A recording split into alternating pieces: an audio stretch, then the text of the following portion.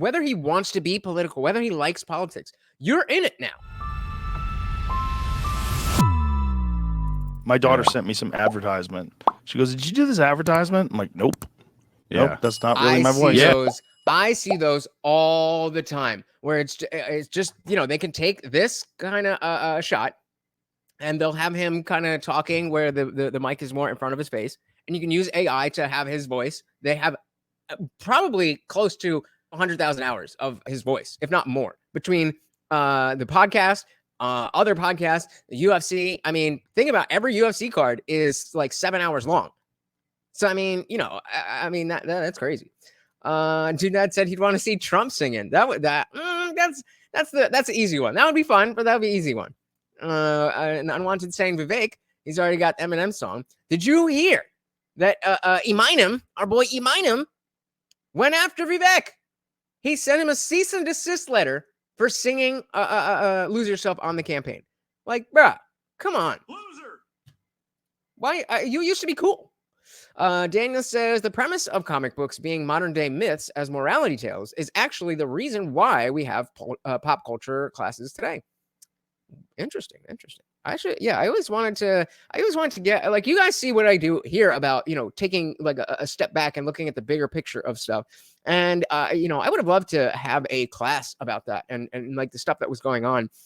I happened to get into politics and understand the culture around me eventually. But I think if there was something in school that wasn't focused on, okay, here, read from this book so that you know the things that are in this book. That was most of what college was. And, you know, I mean, obviously high school as well. But, you know, we're all told that you go to college and it's, you know, this enlightening experience where you get to challenge. And I'm not saying that didn't happen. But even, you know, I went to a small private school. You know, my college classes were smaller than my high school classes sometimes. And it still was just like, you know, I don't know. College is a scam. Unwanted Foe said Eminem can F off. It was just some fun at a festival. Yeah, it was just what the Iowa State Fair, I think. Some shady's better anyway. I mean, yeah, obviously it's better. That's not the point. Come on, man.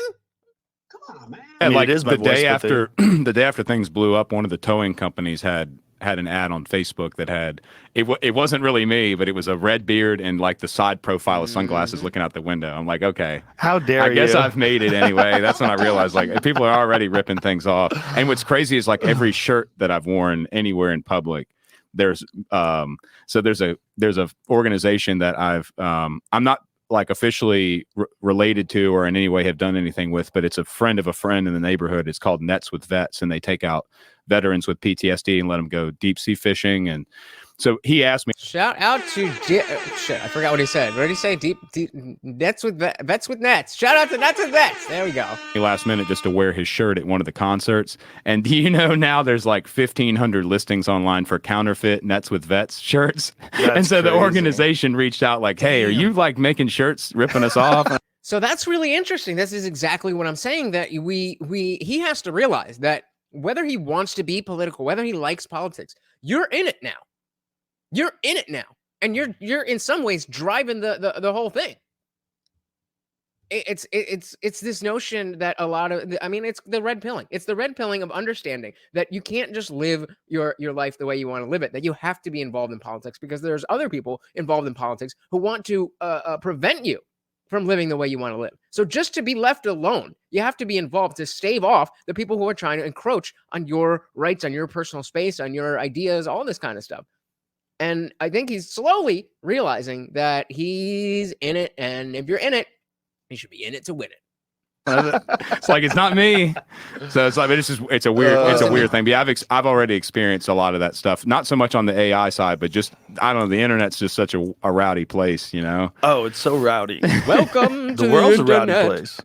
It is. And maybe people bring their best and their worst on the internet. Like, I've always tried to stay off social media as much as possible, but I've learned very quickly that like Twitter and Facebook and stuff, like you see comments and feedback from people, both overwhelmingly positive that maybe you wouldn't get in a personal conversation, but also like overwhelmingly negative too, you know?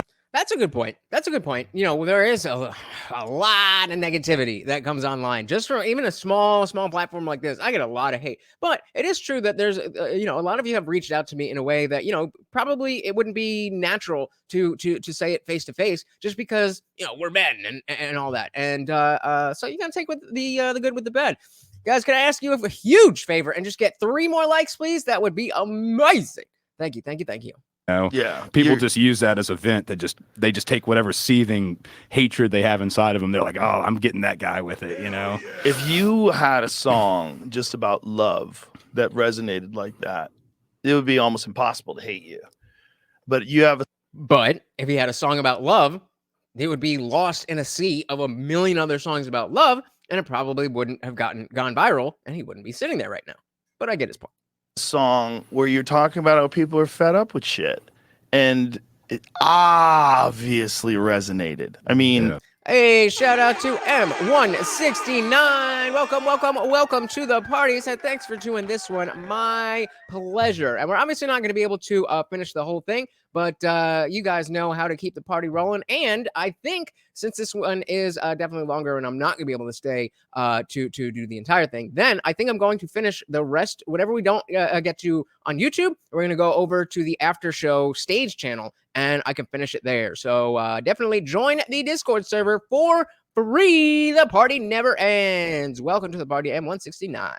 I've seen songs go viral, but that's pretty bananas, son. your shit went to the moon right away. Mm-hmm. And it was like overnight. Like usually when you say overnight, it's not really overnight. It was overnight with this guy. God, I'm not sure who sent it to me. I'll have to find out who sent it to me, because it's one of those things where, like, once one person sent it to me, then it was like dozens of people were sending it to me. It's funny because originally that song wasn't really even in my top 5. Like, it's not normally the type of song. I've written songs with similar messages, but as far as that sort of, like, I guess anthem format is what people are calling it. It's like an anthem. Like, that's such a common thing. That's such a common thing for artists. The song that goes viral, or the big single, they're like, I don't really like that song. I like the deep cut. That's such an interesting thing, and that tells me that he really is, a musician at heart. That's not something I would normally write, but it's an unlikely anthem. Yeah, you know, insane times. It would be an unlikely anthem. Yeah, I had no idea that song would react the way it did. Well, you're a smart guy, and it's representative of how a lot of people feel. Hey, shout out to the Camcast. Welcome to the party. Said dude makes one song and get hosted by the top podcast in the world. Jesus Christ. Yeah, man. I mean, don't get jealous. The fact is, the man did a thing. In a time when we all needed to come together, he did something that brought us all together. And that, I think, is huge. So, I mean, as much as I would love to be sitting across from Rogan, I think this is completely, well-deserved. Doodad Tax gotta run. See you later, brother. Thank you so much for hanging out. I wanted to post it. Joe makes a good point. If the U.S. was sane right now, this song wouldn't even be a blip. That's right. Yeah. Same thing with what I was saying about a love song. There was a time when love songs would get you famous because that's what people were thinking about. But now, this is what we all have to think about. And it's a sad state of affairs. Sad state of affairs.